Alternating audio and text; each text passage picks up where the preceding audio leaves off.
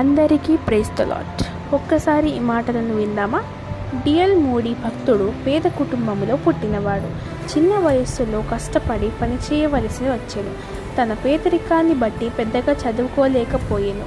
అయినను అతని తల్లి మూడీ భక్తుడిని అతి చిన్న వయసులోనే ఎంత పని ఉన్నా, ఎంత అలసిపోయినా ప్రతి ఆదివారం చర్చికి మాత్రం తప్పక పంపేది.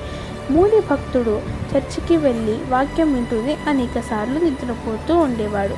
కొన్నిసార్లు మూడీ భక్తుడు నిద్రపోతూ ఉంటే ప్రక్కన వారు లేపుతూ ఉండేవారు.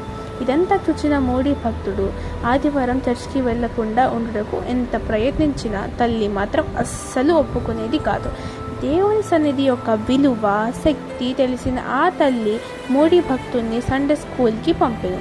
కనుకనే అదే సంఘపు సండే స్కూల్ టీచర్ ద్వారా ఈ మూడీ భక్తుడు మారు మనస్సు పొందెను.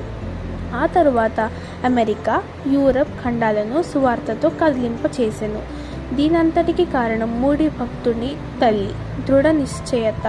ఏమైనా సరే నా కుమారుడు మందిరమునకు వెళ్ళాలి, దేవుని సన్నిధిలో కనిపించాలి, ఏదో ఒకరోజు దేవుడు తప్పక నా కుమారుడిని దర్శిస్తాడు అనే నిరీక్షణ మూడీ భక్తుడిని మార్చివేసింది, ఓ గొప్ప సువార్థికుడిని చేసింది. ఓ తల్లి, తండ్రి, నీ కుమారుడిని, నీ కుమార్తెను వాక్యానుసారమైన దేవుని సన్నిధికి, మందిరమునకు పంపుటకు వెనుకంజు వేయకు, ఆలస్యము చేయకు. ఎవరికి తెలుసు, నీ కుమారుడిని మరో డిఎల్ మూడీగా దేవుడు ఎన్నుకుంటాడేమో. కనుక నేటి నుండైనా నువ్వు, నీ కుటుంబం అంతా కలిసి క్రమము తప్పకుండా దేవుని సన్నిధికి వెళ్ళుటకు నేడే తీర్మానించుకో. God bless you all.